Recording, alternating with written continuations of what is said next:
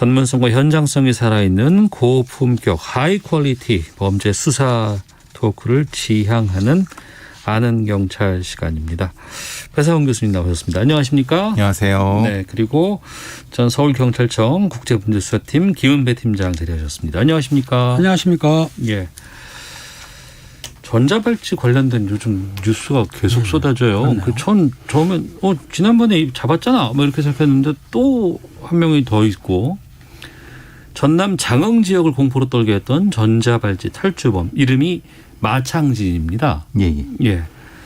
도주한 지 보름 넘겨서 잡혔는데 어떻게 된 거예요? 어디서 검거가 된 겁니까? 마창진 이야기부터 좀 해보죠. 예, 마창진은 지난 8월 21일 날 전자발찌를 끊고 네. 주변 야산으로 도망갔는데 못 잡고 있다가 공개 수배가 된 후에, 근데 참 뜻밖이실 생각하시겠지만 사실 거주지에서 5분 정도 거리인 그 장흥읍 시내에서 네. 순찰하던 지구대 경찰에 의해서 발견됐는데, 네. 사실 우리 경찰이 법보행 분석이라고 해서 걸음걸이 분석에 대한 법보행 분석이라는 게 있나 봐요. 법보행 분석은 강서 쪽에서 살인사건, 서울 강서 쪽의 살인사건을 잡는데 굉장히 유용한 기법인데, 그 네. 이후로 국과수에서 그 기법을 연구해 갖고 어떤 패턴 같은 게 있어요? 예, 사람마다 걸음걸이 패턴이 다 다르다고 합니다. 그래서 그것을 데이터베이스화 하면은 네. 유용한 정보를 가지고 있다는 것이 국과수가 지금 데이터 가지고 있고, 그걸 우리 신임 경찰관들이나 지구대 경찰관들한테도 수시로 교육을 하거든요. 네. 그 교육을 잘 받은 우리 지구대 경찰이 순찰을 하다가 좀 걸음걸이가 좀 이상한 사람을 발견해 갖고 자기 그 팀장한테 얘기를 해서 결국은 마창진이다 확정을 하고 체포하게 됐습니다. 그러면 마창진의 걸음걸이의 패턴 같은 것들을 이미 알고 있었던 알고 거예요? 있었던 거죠. 그렇죠. 예. 그 공개 수배를 했어요. 8월 30일 날 공개 수배할 때 마창진이라는 인적사항을 넣으면서 거기에 팔자 걸음이라는 걸 넣었단 말입니다. 그런데 예.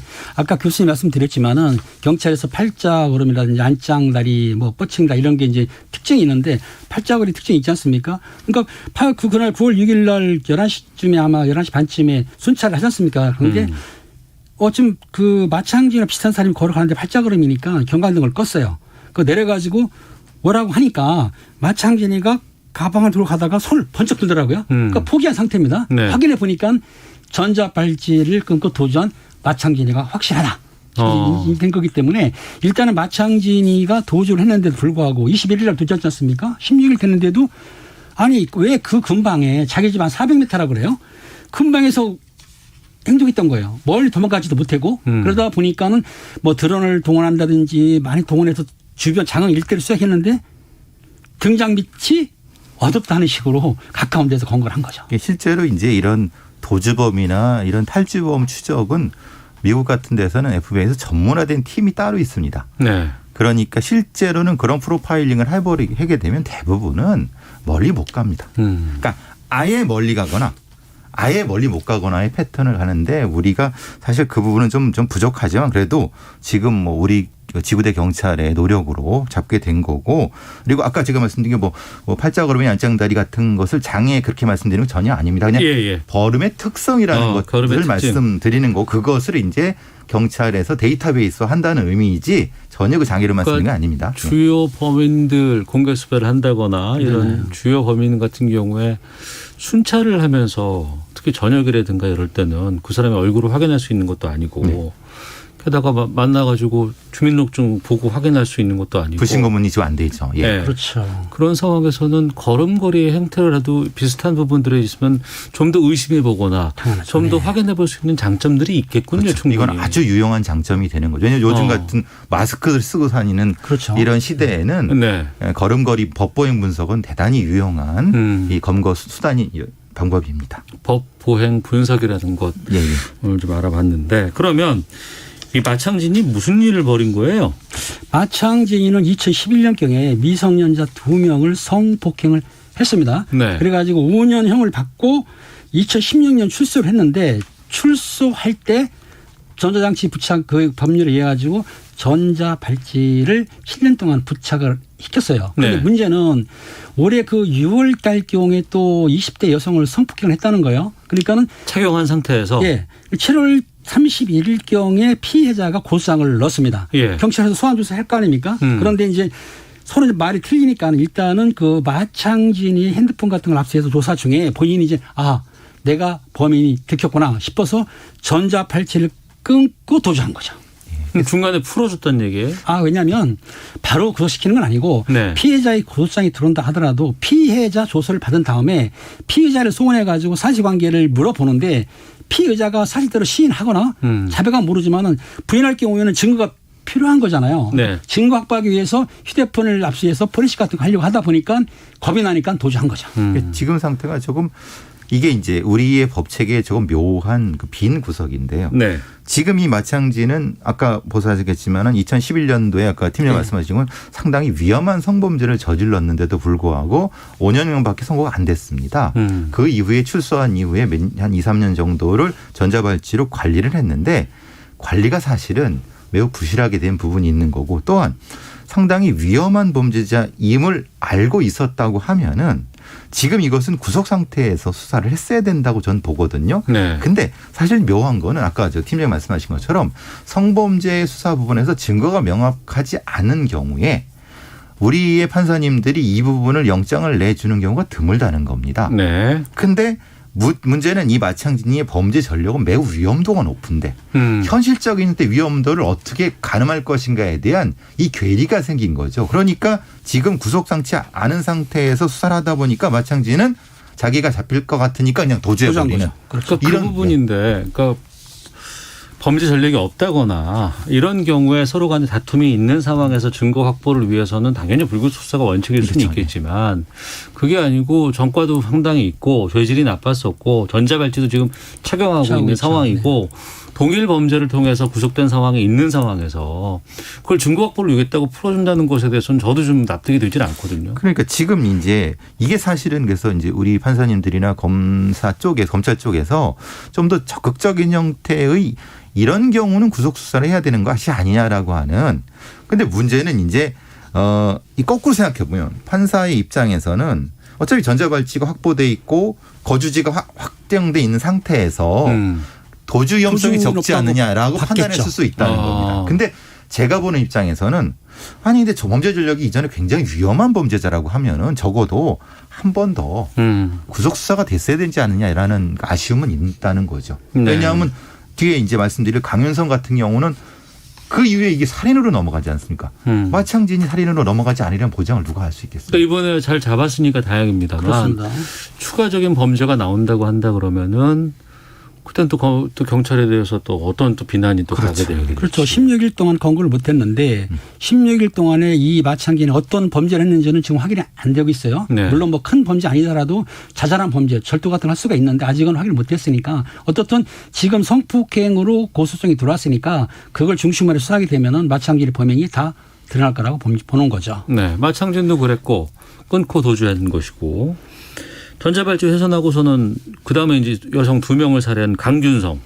여기는 지금 어떻게 되고 있는 상황인 거예요? 어제 검찰 송치를 어제 9월 7일 했습니다. 날 검찰에 송치가 됐죠. 6개 범죄, 네. 살인 예비죄 포함해서 2명 죽인 건 본인이 자백을 했는데 그 이전에 첫 번째 살인을 생각하고 이 피해자를 이렇게 접근하려고 했는데 마침 다행으로 연락이 안 돼 갖고 그분은 요행이 목숨을 건지시고 나머지 지금 돌아가신 분한테 해서 살인죄 이게 포함해서 6개 범죄로 어제 검찰 송치를 했습니다. 이 강윤성. 예. 지난번에 그 검찰 출두하는 자리에서 네네. 취재진들이 달라붙었잖아요. 그래서 심정을 묻는 그 질문에 발로 그 마이크를 퍽 차더라고요. 네네. 그 장면이 계속해서 지금 뉴스로 좀 나오고 있는데 그리고 나서는 뭐 똑바로 보도해라 뭐 이런 뭐 좀 언론에 대한 적개심을 좀 이렇게 드러내기도 했었는데 이 심리는 어떻게 봐야 합니까? 저는 사실 그 상황을 보고 되게 이제 보도가 잘못된 건 줄 알았어요. 근데 그때 그 당시에 보도된 바를 보니까 딱히 강윤성에 대한 보도가 거의 없었고 네. 그러니까 뭘 보고 이 기자들한테 똑바로 보도해라고 하는 내용이 없어서 요번에 이제 그 기자분이 물으셨죠. 도대체 뭘 가지고 얘기하는 거 똑바로 하라 그랬더니 자신이 뭐 살인 성범죄자는 아니고 아니고 돈 때문에 그랬다고 얘기를 하는 거예요. 그러니까 사실 본인의 성범죄에 대한 걸 가리려고 그렇게 과도하게 행동을 하지 않았을까라는 추정을 해봅니다. 신상 공개 결정 이후에 처음으로 이제 언론 앞에 섰었고 범행 동기를 묻는 취재진 질문에 말씀하신 것처럼 돈 때문에 범행을 저질렀다. 근데 이 돈 때문에라는 동기를 우리가 또 믿을 수 없잖아요.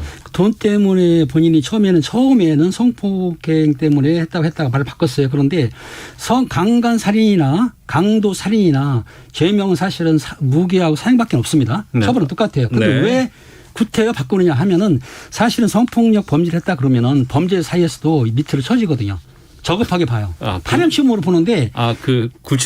감옥 안에서도. 감옥 안에서. 자기들 전과다리 그 세계 범죄 세계에서 그들 제일 세계에서. 나쁜 게 그 성폭행이 제일 나쁘게 보거든요. 제일 네. 비하하고 나쁘게 보는데 제일 센 것으로 보는 거는 살인인데 그중에서 네. 강도 살인한다 그러면 일단 범죄 세계에서는 자기들이 생각하기에는 높은 수준이라고 보는 거예요. 기본적으로 범털로 보는 거고요. 그렇죠. 지금 이제 이 강윤성은 어쨌든 2명을 살해했기 때문에 거의 뭐 이제는 뭐 무기징역이 거의 그렇죠. 대부분이라고 보면은 평생을 이제 교도소에서 생활할 걸 생각해 보면 센 척하는 거다. 왜냐하면 사실은 이 성범죄자는 아까 팀장님 말씀하신 것처럼 그렇게 좀 그런 취급을 받기 때문에 네. 오히려 역으로 이런 심리 상태에서 과도하게 공격성을 보이면서 내가 이런 사람이야라는 식으로 했을 가능성이 높은 거죠. 그 범죄 유형에 따라서 거기서 이런 뭐가 등급이 달라진다는 건 좀 저 처음 알았네요. 그러면 안 되는데도 불구하고 네. 살인 같은 경우는 범죄를 건들지 않지 않습니까? 강도 이런 그 자주 조직 문화들은 그 밑에 옛날에 뭐 강간이라든지 무슨 뭐 성폭행 이런 문제를 제일 밑에 비하 파렴치으로 보기 때문에 상대를 안 해주거든요. 아동 성범죄는 또 더 더군다나 그렇기 때문에 교도소 생활할 때 내가 어떤 자기들 캐리어라 그러나요? 뭐 어느 사람들은 무슨 몇 번 당선됐다 이런 식으로 하는데 자기들은 전과가 많고 범죄가 셀수록 그걸 캐리어라 붙기 때문에 대우를 받는 거죠. 사실. 오픈 현실인데 이건 또한 재소자들의 자기들의 세계니까요. 이 강윤성은 전과 14범.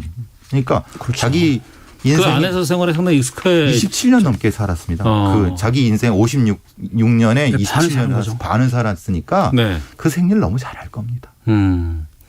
이번에 이런 죄를 통해서 자기가 복역을 하게 되면은 거기서 어떤 대우를 받을 거라는 걸 알고 있기 때문에 본인은 이제 그런 것으로 서당계 3년이면 풍어를 오르는데 범죄 전력이 많다 보면은 거의 뭐 자기 위치를 알기 때문에 그러니까 이 사람 같은 경우에는 자기 과시형도 있지만은 머리를 쓴 거예요. 내가 대우를 받으려면 어떻게 해야 된다는까지도 생각하고 이렇게 행동을 하는 거죠.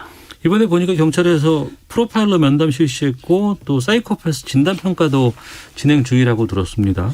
이 강윤성의 행동 패턴이라든가 이런 거 보면서 좀 특징적인 게 좀 보여요. 아무래도 자기중심적이고 피상적인 삶의 인식 그리고 이중적인 세계관. 그러니까 자기가 한 것과 자기가 말하는 것이 굉장히 괴리가 되지 않습니까? 네.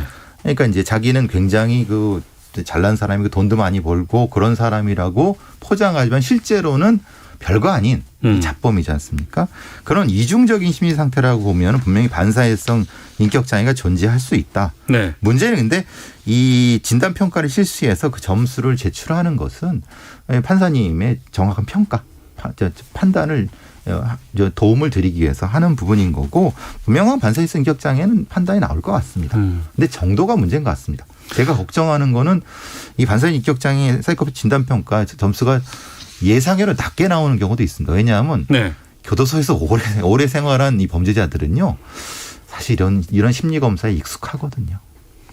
그 부분인데 그러니까 경찰분들 특히 이제 베테랑 경찰이라든가 이런 분들은 범인이 심리적으로 어떻게 좀 나를 속이려고 한다거나 아니면 이중적인 행태를 보인다거나 이것 좀 다 느끼지 않으세요? 그런 모습을 봐가지고 파악하는 사람도 있지만 지금 이 강윤성 같은 경우는 전과가 14범이지만 교도 생활을 오래 했어요.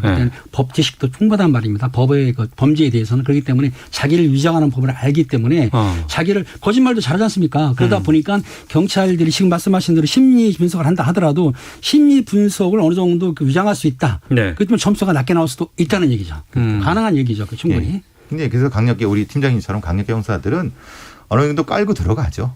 그런 범죄자를 다룰 때는. 근데 보니까 이 진짜 너무한 게 피해자가 55명인데 다 여성이었다면서요. 자기가 손에 놓고 쉽게 다룰 수 있는 사람. 남자 같은 경우에는 그러니까 자기보다 강한 사람한테는 강도를 잘 안 했어요. 자기가 약한 사람들, 자기 손에 쉽게 요리할 수 있는 상대 피해자들을 골랐기 때문에 좀 비겁하기도 하지만은 머리가 좋은 거죠. 그리고 이런 범죄자들이요. 교도관한테 진짜 잘합니다. 무슨 뜻이죠? 교도관한테 힘이 센 자들한테는 너무 넙죽 엎드리고요. 힘이 약한 사람들한테는 밟으려고 하는. 내가 잘 보여야 되거나 아니면 내가 저 사람이 나에게 이득을 줄 수 있는 위치에 있는 사람이다라고 하면은 넙죽 엎드리고. 그렇죠.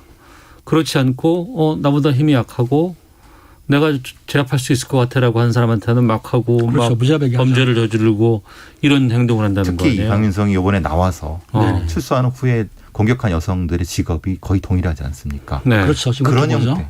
그러니까 자기가 마음대로 했어. 이게 진짜 어떻게 보면 진짜 나쁜 사람인 거죠.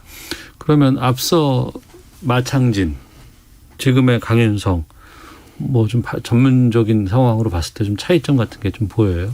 마차친 같은 경우에는 8.15으로 끝났어요. 지금 특별한 게 없는데 강윤성 같은 경우는 진짜 범죄꾼입니다. 범죄를 알기 때문에 이 사람들은 전문 범죄꾼이에요. 그 14번뿐만 아니라 범죄 행각이 강도 강각인지 아니면 강도가 대부분이지 않습니까? 그렇다고 한다면은 자기들이 불로소동, 자기 과시형도 있지만은 범죄만 해서 살아간다는 방안을 먹었기 때문에 마창진이하고는 차이가 많이 나는 거죠. 근데 강윤성의 14년 전 모습이 저는 마창진이라고 봅니다. 마창진, 그러니까 강윤성이 14년 전에 15년 전이죠. 15년 전에 그때 연쇄성범죄하고 패거리 지어갖고 그 사인조 뭐 강도 당했으니까 그렇게 돌아다녔거든요. 근데 그게 교화가 안 된 상태에서 지금 15년 지나면 내놓으니까 이게 살인범이 돼버리는 겁니다. 마창진도 실제로 지금 교도소 들어가서 제대로 교화 안 되면은 이거 되게 위험할 수 있습니다. 그러니까 언론에서 지금 이게 뭐 지금 여러 가지 CCTV 내용이라든가 이런 것들이 밝혀지고 공개 수사했기 때문에 이제 주목되고 하면은 죄값은 더 제대로 받겠죠. 그렇죠. 근데 전과 14범 범죄를 14번이나 저지르고 들어갔다 나왔다는 거 아니에요. 지금 착각하시는 게 범죄가 14번이 아닙니다. 물론 그렇죠. 전과 1범이라는 것이 걸렸을 때니까 그러니까. 20건을 해도 1범이 되는 거예요. 그러고 나서도 교화가 안 되고 계속 2범, 3범, 4범, 10범, 그렇죠. 14범까지 오는 거 아니겠습니까? 네네네.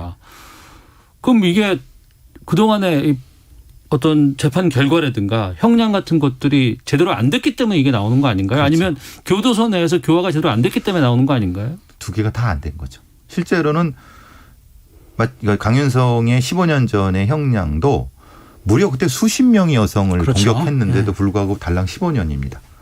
그죠? 그러면 그리고 아까 마창진도 2명의 여고생을 성적으로 공격했는데 달랑 5년이었어요. 그러니까요. 이게 형량이 제대로 된 거라고 저는 생각하지 않고요.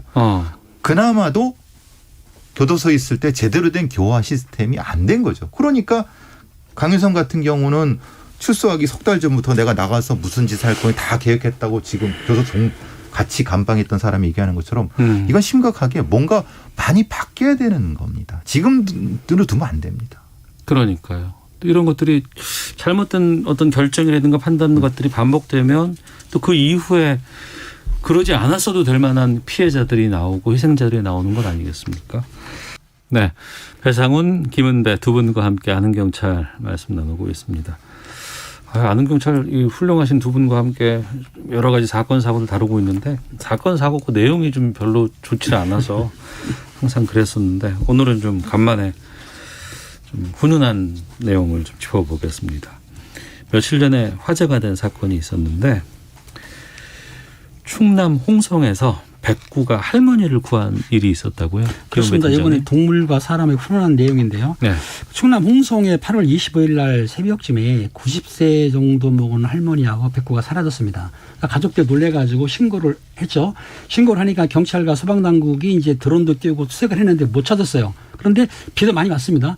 그런데 26일 한 오후 3시쯤 그때쯤에 드론을 띄웠는데 드론이 열감지 드론이라고 아시죠? 예, 열을 감지합니다. 그런데 미세한 열이 발견이 된 거예요. 그래서 확인해 봤더니 그 논 가장짜리 할머니가 물에 빠져 있었는데 거기에 백구가 같이 기대고 있었던 거예요. 그러니까 백구는 열이 나니까 백구의 열을 감지해 가지고 찾으니까는 할머니하고 백구를 다 구하게 된 거죠. 그래서 이 백구가 떠나지 않고 할머니가 지켰기 때문에 할머니를 구할 수 있었다. 그러니까 여름이라고는 하지만 비도 많이 오고 그렇죠. 그런 상황에서 할머니는 저체온증 때문에 감지가 안 됐는데 그렇죠. 체온이 약하니까 같이 있었던 백구의 체온을 감지해서 찾게 된 거죠. 그러니까 그 연세 많으신 노인분들은 네. 그 심장 박동이 약해서 체온이 많이 올라가지도 않고 지금 이 쓰러져 계셨던 데가 논이라고 합니다. 물에 잠겨 있는 약간 잠겨 있는 상태이기 때문에 만약에 백구가 없었으면 백구가 그 자리를 지키지 않았으면 그렇죠. 그리고 또한 백구가 그 할머니의 체온을 전달해 주지 않았으면은 할머니도 큰일을 당하셨을 수 있고 그러니까 이 백구가 사실 뭘 알아서 했을까? 알아서 했겠죠. 왜냐하면 거기 있었다는 거 하는 것은 그리고 그 체온 때문에 그 같이 있었던 그 품에 안겼던 체온 때문에 결국은 살아나셨다. 그래서 의견이다 이렇게 얘기가 되는 거죠. 아니 할머니께서 왜 무슨 일 때문에 그 비 오는 날 밖에 나가고 막 그러셨을까? 네, 할머니가 약간 치매기가 있기 때문에 사회 건강을 못하는 거죠. 나갈 때 다행히 백구가 따라 나간 거죠. 백구가 따라가지 않고 있었다고 한다면은 할머니가 변을 당했을 건데 다행히 백구가 따라가는데 따라가도 백구가 할머니를 떠나지 않고 몸에 기대고 있었기 때문에 발견했던 거죠. 참 훈훈한 이야기입니다. 예. 백구와 할머니 사이에 뭐 사연이 있어요? 이 백구가 유기견이라고 합니다. 3년 전쯤에 사실은 길거리에서 다른 대형 견한테 물려서 다친 그 백구를 구조해 갖고 이제 데리고 이제 살게 된 거죠. 그러니까 그래서 은혜 갚은 백구라고 하는 게 그런 거죠. 자신의 생명을 그 할머니가 살려줬기 때문에 그래서 은혜를 갚은 것이 아니냐. 그러니까 사실 이게 진짜 동물이라고 해서 함부로 하면 안 되는 그런 내용 같습니다, 사실. 우리나라 첫 명예 119 구조견이 됐어요, 백구가? 예, 그렇습니다. 작년 4월경에 사람을 구한 동물에게는 명예 소방관을 임명하자는 걸 만들어놓는데 법이 이겁니다. 명예 소방관 및 소방 홍보 대사 운영에 관한 규정을 만들어놓는데 여기 사람을 구한 동물한테는 그 구조 119 명예 119 구조견을 주는데 그 중요한 게 뭐냐면 계급도 줘요. 아, 그래요? 예, 소방교로 임명했다고 하는데 물론 소방교. 물론 명예입니다. 명예인데 계집도 새로 주고 명패도 걸어주고요.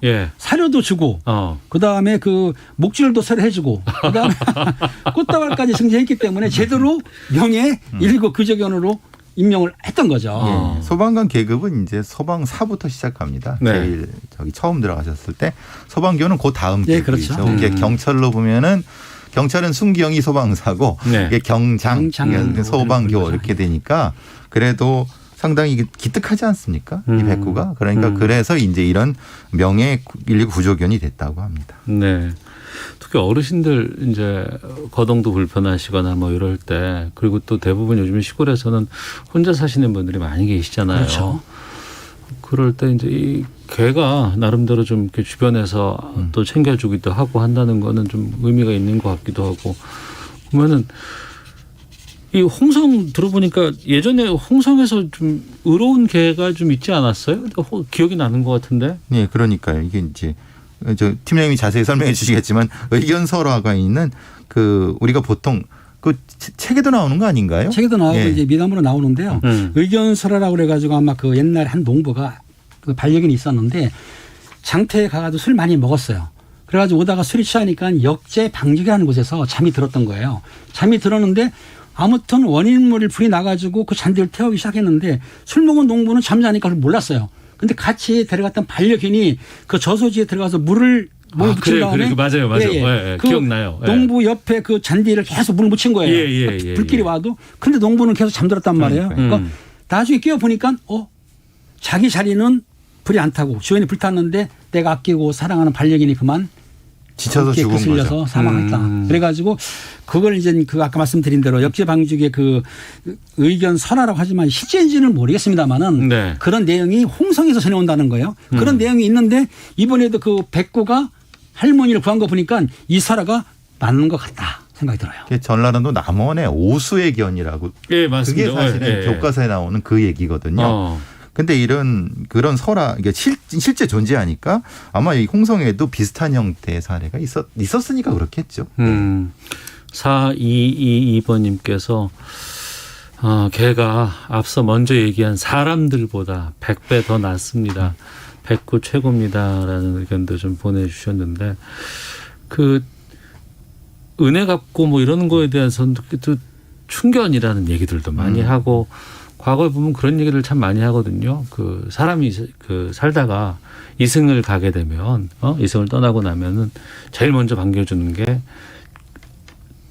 이승에서 키웠던 저승을 가면 이승에서 키웠던 개가 반겨준다는 그런 얘기도 있고 또 나이 드신 좀 어르신들 요즘 얘기 들어보면은 회사 일로 지치고 힘들 때 집에 가면은 아무도 안 반겨주는데 가족들은 안 반겨주죠.